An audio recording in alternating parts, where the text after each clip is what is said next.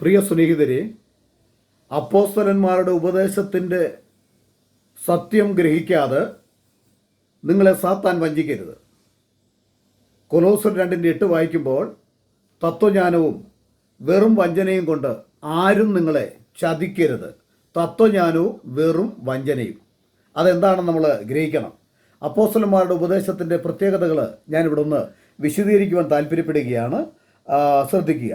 ഇവിടെ അപ്പോസ്തലന്മാരെ തിരഞ്ഞെടുത്തത് കർത്താവാണെന്ന് വ്യക്തമായിട്ട് യോഹന്നാൻ 15:16 പറയുന്നുണ്ട്. അതുപോലെ തന്നെ അജ്ഞാനിയായ ഒരുവനല്ല അപ്പോസ്തലന്മാരെ തിരഞ്ഞെടുത്തത്. റോമലേഖനം 8:33 വായിക്കുമ്പോൾ ദൈവം തിരഞ്ഞെടുത്തവരെ ആര് കുറ്റം വിധിക്കും? നമുക്ക് അപ്പോസ്തലന്മാരെ കുറ്റം വിധിക്കാൻ അത്ര യോഗ്യന്മാരും മാന്യന്മാരും ഒന്നും ഈ ലോകത്തിലില്ല. ആമേൻ, പ്രൈസ് ദി ലോർഡ്. അപ്പോൾ ദൈവവചനത്തിലൂടെ 1 യോഹന്നാൻ 4:5-6 വാക്യങ്ങൾ ഞങ്ങൾ ദൈവത്തിൽ നിന്നുള്ളവരാകുന്നു. ദൈവത്തെ അറിയുന്നവർ ഞങ്ങളുടെ വാക്ക് കേൾക്കുന്നു. ദൈവത്തെ അറിയുന്നവർ എന്ന് പറയുന്നവർ ആരുടെ വാക്ക് കേൾക്കണം? അപ്പോസ്തലന്മാരുടെ വാക്ക് കേൾക്കണം. ഹല്ലേലൂയ. അപ്പോസ്തലന്മാർ പിന്നെ പറയുക 1 തെസ്സലോനി 3:2 ഞങ്ങളുടെ പ്രബോധനം അബദ്ധത്തിൽ നിന്നോ അശുദ്ധിയിൽ നിന്നോ വ്യാജത്തോടോ വന്നതല്ല. ഹല്ലേലൂയ. 2 പത്രോസ് 3:2 അപ്പോസ്തലന്മാർ മുഖാന്തിരം കർത്താവും രക്ഷിതാവും ആയവൻ തന്ന കൽപ്പനകൾ നിങ്ങൾ അനുസരിക്കണം, അംഗീകരിക്കണം എന്നവിടെ കാണുവാൻ കഴിയുന്നു. 2 കൊരിന്ത്യർ 4:3 അപ്പോസ്തലന്മാരുടെ ഉപദേശം മറഞ്ഞിരിക്കുന്നെങ്കിൽ, അത് നിങ്ങൾക്ക് ഗ്രഹിക്കാൻ കഴിഞ്ഞിട്ടില്ലെങ്കിൽ ബൈബിൾ പറയുന്നു നശിച്ചു പോകുന്നവർക്ക് അപ്പോസ്തലന്മാരുടെ ഉപദേശം ഗ്രഹിക്കാനായിട്ട് കഴിയില്ല എന്ന് വ്യക്തമായിട്ട് പറയുന്നു. 1 യോഹന്നാൻ 2:27 അവനാൽ പ്രാപിച്ച അഭിഷേകമാണ് ഞങ്ങൾക്കുള്ളതെന്ന് അപ്പോസ്തലന്മാർ സമ്മതിച്ചിരിക്കുന്നു. യേശുവിൻ്റെ അഭിഷേകമാണ് അപ്പോസ്തലന്മാരിലുണ്ടായിരുന്നത്. അപ്പോസ്തല പ്രവൃത്തി 4:13 വായിക്കുമ്പോൾ അവർ യേശുവിനോട് കൂടെ ആയിരുന്നവരായിരുന്നുവെന്ന് വ്യക്തമാക്കുകയാണ്. ഹല്ലേലൂയ. ലൂക്കോസ് 24:45 തിരുവെഴുത്തുകളെ തിരിച്ചറിയേണ്ടതിന് കർത്താവ് അവരുടെ ബുദ്ധിയെ തുറന്നു. ഹല്ലേലൂയ. എത്ര വളരെ വ്യക്തമാണ്. അതുകൊണ്ടാണ് ഗലാത്യർ 1:8 നമ്മൾ വായിക്കുമ്പോൾ കാണുന്നത് ഞങ്ങൾ അറിയിച്ച സുവിശേഷത്തിന് വിപരീതമായി ആരെങ്കിലും ഉണ്ടെങ്കിൽ അവൻ ശപിക്കപ്പെട്ടവനാണെന്ന് അവിടെ വ്യക്തമായി നമ്മെ പഠിപ്പിക്കുകയാണ്. അപ്പോസ്തല പ്രവൃത്തി 20:29 അപ്പോസ്തലന്മാരുടെ ഉപദേശം കേൾക്കാത്തവർ കൊടിയ ചെന്നായ്ക്കളാണെന്ന് പറയുന്നു. അപ്പോസ്തല പ്രവൃത്തി 13:8 മുതൽ 10 വരെ വായിക്കുമ്പോൾ അങ്ങനെയുള്ളവർ സകല കപടവും നിറഞ്ഞവരാണെന്ന് പറയുന്നു, സകല ധൂർത്തും നിറഞ്ഞവരാണെന്ന് പറയുന്നു, പിശാചിൻ്റെ മകനാണെന്ന്. അപ്പോസ്തലന്മാരുടെ ഉപദേശം കേൾക്കാത്തവർ കപടതയുള്ളവരാണ്, ധൂർത്തുള്ളവരാണ്, പിശാചിൻ്റെ മക്കളാണ്, സർവ്വനീതിയുടെയും ശത്രുവാണ്, നേർവഴികളെ മറിച്ചു കളയുന്നവരാണ് എന്നുള്ള വസ്തുത എൻ്റെ പ്രിയ സ്നേഹിതരെ നിങ്ങൾ അറിയാതെ പോകരുത്, അറിയാതെ പോയി വഞ്ചിക്കപ്പെട്ടു പോകരുത്. 2 പത്രോസ് 3:16 അറിവില്ലാത്തവരും അസ്ഥിരന്മാരും നാശത്തിനായി തിരുവെഴുത്തുകളെ കോട്ടിക്കളയുന്നു എന്നുള്ള വസ്തുത നിങ്ങൾ മറന്നു പോകരുത്. 2 പത്രോസ് 1:16 ബി ഭാഗം നിർമ്മിത കഥകളെ പ്രസ്താവിക്കുന്നവരല്ല അപ്പോസ്തലന്മാർ. ഹല്ലേലൂയ.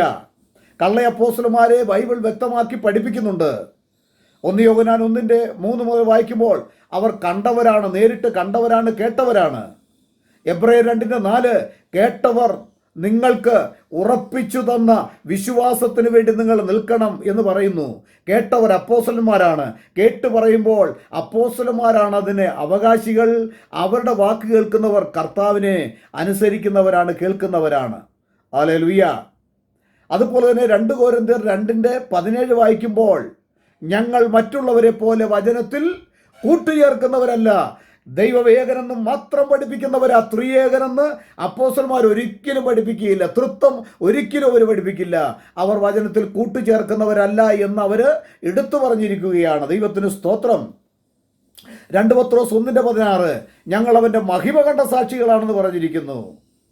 അപ്പോസ്തല പ്രവൃത്തി 17:20 വായിക്കുമ്പോൾ കർത്താവ് പറയുക നിങ്ങൾ അപ്പോസ്തലന്മാരുടെ വചനത്താൽ, ഇവരുടെ വചനത്താൽ എന്നിൽ വിശ്വസിക്കണം എന്നവിടെ വ്യക്തമാക്കി പഠിപ്പിക്കുകയാണ്. യോഹന്നാൻ 16:12 മുതൽ വായിക്കുമ്പോൾ സത്യത്തിൻ്റെ ആത്മാവ് പ്രാപിച്ചവരായിരുന്നു അപ്പോസ്തലന്മാർ. 1 കൊരിന്ത്യർ 2:11 ദൈവാത്മാവ് ആ, തിരിച്ചറിയുവാൻ വേണ്ടി അവർക്ക് അതിനുള്ള കഴിവുണ്ടായിരുന്നു. ദൈവാത്മാവിനെ തിരിച്ചറിയണമെന്ന് അവിടെ കാണുകയാണ്. 1 തെസ്സലോനിക്കർ 4:2 യേശുവിൻ്റെ ആജ്ഞയാൽ ഞങ്ങൾ ഇന്നിന്ന കൽപ്പനകൾ നൽകിയിരിക്കുന്നുവെന്ന് അപ്പോസ്തലന്മാർ പറയുക. യേശുവിൻ്റെ ആജ്ഞയാൽ. ഹല്ലേലൂയ. ഞാൻ അവസാനം ഒരു വാക്യം കൂടെ വായിക്കട്ടെ. 1 യോഹന്നാൻ 4:6. 1 യോഹന്നാൻ 4:6 ഞങ്ങൾ ദൈവത്തിൽ നിന്നുള്ളവരാകുന്നു, ദൈവത്തെ അറിയുന്നവർ ഞങ്ങളുടെ വാക്ക് കേൾക്കുന്നു, ദൈവത്തിൽ നിന്നല്ലാത്തവർ ഞങ്ങളുടെ വാക്ക് കേൾക്കുന്നില്ല. സത്യത്തിൻ്റെ ആത്മാവേതെന്നും വഞ്ചനയുടെ ആത്മാവേതെന്നും നമുക്ക് ഇതിനാൽ തിരിച്ചറിയാം. സത്യത്തിൻ്റെ ആത്മാവ് അപ്പോസ്തലന്മാരുടെ വാക്ക് കേൾക്കുന്നവരാണ്. വഞ്ചനയുടെ ആത്മാവ് അപ്പോസ്തലന്മാരെ തള്ളിക്കളഞ്ഞ് അവർ കാണിച്ച മാതൃകയെ പിൻപറ്റാതെ ദുരുപദേശമാകുന്ന തൃത്വവും ത്രിയേകവും വിശ്വസിക്കുകയും പഠിപ്പിക്കുകയും ചെയ്യുന്നവർ, ആ ദുരാത്മാവിൽ അവർ പലരും വഞ്ചിക്കപ്പെട്ടു പോയിരിക്കുകയാണ്. അതുകൊണ്ട് കൊലോസ്യർ 2:8 മുതൽ നമ്മൾ വായിക്കുമ്പോൾ തത്വജ്ഞാനവും വെറും വഞ്ചനയും കൊണ്ട് ആര് നിങ്ങളെ ചതിക്കാതിരിപ്പാൻ നിങ്ങൾ സൂക്ഷിക്കണം. നിങ്ങൾ അപ്പോസ്തലന്മാരുടെ ഉപദേശം കേട്ട് കൂട്ടായ്മ ആചരിച്ച് അപ്പം നുറുക്കി പ്രാർത്ഥന കഴിച്ച് കർത്താവായ യേശു ക്രിസ്തുവിൻ്റെ നാമത്തിൽ മാനസാന്തരപ്പെട്ട് സ്നാനപ്പെട്ട് പാപങ്ങളുടെ മോചനം പ്രാപിച്ച് മുൻപോട്ട് പോകുവാൻ ദൈവമായ കർത്താവ് സഹായിക്കട്ടെ.